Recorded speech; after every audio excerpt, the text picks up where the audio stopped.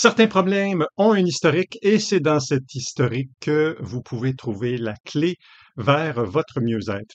Dans cette vidéo, je vous présente en fait pourquoi on fait l'historique, comment l'historique peut être intéressant dans un accompagnement EFT et je vais vous montrer aussi comment préparer l'historique de votre problématique pour votre praticien EFT. Vous êtes dans ma série Accompagnement EFT, c'est une série que j'ai bâtie surtout pour ma clientèle, mais si vous n'êtes pas dans ma clientèle, ne partez pas parce que c'est une série qui peut être intéressante si vous êtes praticien EFT, si vous avez l'intention de faire de l'EFT avec une autre praticienne, un autre praticien, ou bien si vous êtes dans le monde de l'accompagnement et que vous envisagez peut-être d'ajouter l'EFT dans votre coffre d'outils, ça va vous permettre d'avoir une idée de c'est quoi l'accompagnement EFT avec vraiment du concret. J'envisage de faire une vingtaine de vidéos, peut-être même plus, dans cette série Accompagnement EFT. Mon nom, c'est François Picard. J'aide les gens à se libérer de ce qui les emprisonne. Je le fais principalement avec l'EFT, Emotional Freedom Techniques. Je le fais en accompagnement individuel et en groupe. Et j'aide les gens dans le monde de l'accompagnement, justement, à faire la même chose que moi avec mes formations, avec ma certification et mon mentorat. Quand est-ce qu'on fait l'historique d'une problématique? C'est pas compliqué. Le critère, c'est si vous avez vécu le problème plus qu'une fois dans votre vie, c'est intéressant de faire son historique. Je le fais systématiquement pour les problèmes de poids. Je le fais systématiquement pour les problèmes amoureux, relationnels, trouver l'amour.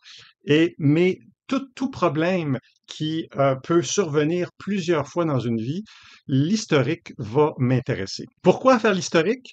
C'est une autre façon de collecter les paramètres, d'identifier les paramètres d'un problème et ça permet d'identifier également des patterns, des schémas répétitifs dans votre vie.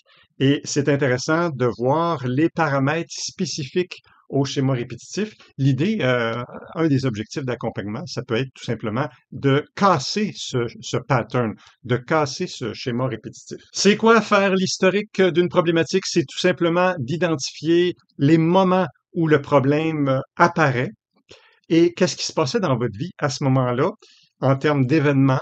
On cherche la plupart du temps des événements négatifs, désagréables, et on s'intéresse également à qu'est-ce qui se passait dans votre vie quand le problème est disparu. Pour chaque moment dans votre vie où le problème apparaît, où le problème disparaît, identifiez qu'est-ce qui se passait et c'est quoi les émotions, c'est quoi les déclencheurs qui étaient là. Donc, c'est ça, faire l'historique de votre problématique. Par exemple, pour le poids, c'est un exemple parfait.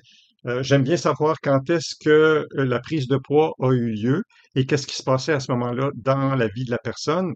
Et puis également, s'il y a une perte de poids, ça m'intéresse de voir ce qui se passait également dans la vie de la personne parce que ça peut nous donner des informations sur, en fait, l'inverse de ce qui se passait peut être associé au maintien du poids ou à la prise de poids.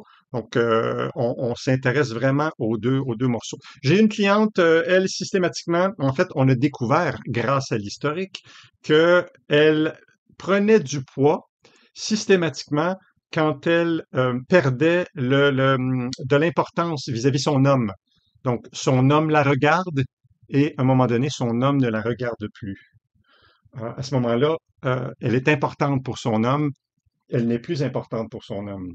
Et on a eu trois occurrences dans l'historique. La dernière occurrence, ça se passait avec son conjoint, et les deux premières occurrences dans l'adolescence et dans l'enfance, ça se passait avec le papa. Mais systématiquement, la prise de poids était toujours reliée à un événement qui faisait que elle perdait l'attention, le regard de son homme.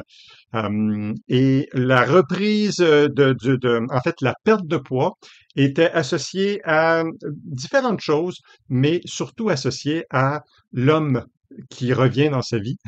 Donc, le papa qui revient et elle redevient importante aux yeux de son père. Donc ça, c'est un exemple pour que j'ai eu pour le surpoids. Et systématiquement également, pour les relations amoureuses, quand la personne attire toujours, et surtout est dans des schémas répétitifs où elle a la difficulté de garder ses relations, où elle attire toujours des mauvaises personnes, l'historique des relations amoureuses, ça peut aller au-delà des relations amoureuses, mais on s'intéresse dans un premier temps aux relations amoureuses, peut nous donner des informations intéressantes. J'ai une de mes clientes la plupart de ces relations amoureuses commençaient toujours de façon très agréable et rapidement, elle perdait de l'importance aux yeux de son compagnon. Et en fait, le compagnon privilégiait plus les amis qu'elle. Et puis, si on recule, ça pointait, avec ces paramètres-là, on a pu identifier que c'était pratiquement un copier-coller de ce qu'elle vivait avec son frère. Donc, son grand frère, de qui elle aurait aimé tellement avoir l'amour et la reconnaissance. Et le grand frère, c'était Wouch Wouch. J'en ai parlé dans une autre vidéo d'ailleurs. Wouch Wouch va jouer dans le trafic, comme on dirait en bon québécois. Donc, c'est ce qu'elle vivait avec ses hommes, c'était copier-coller d'avec son frère. Ça, c'est un autre exemple d'historique qui nous permet d'identifier des paramètres et qui nous oriente pour trouver les racines de la problématique.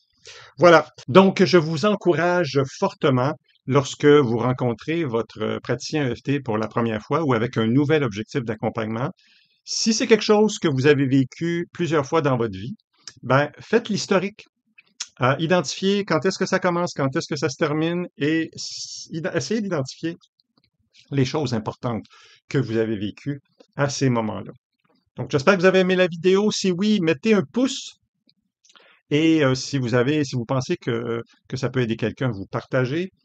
N'oubliez pas de vous abonner pour ne rien manquer de mes prochaines vidéos. En mettant la cloche, vous allez être informé des prochaines vidéos.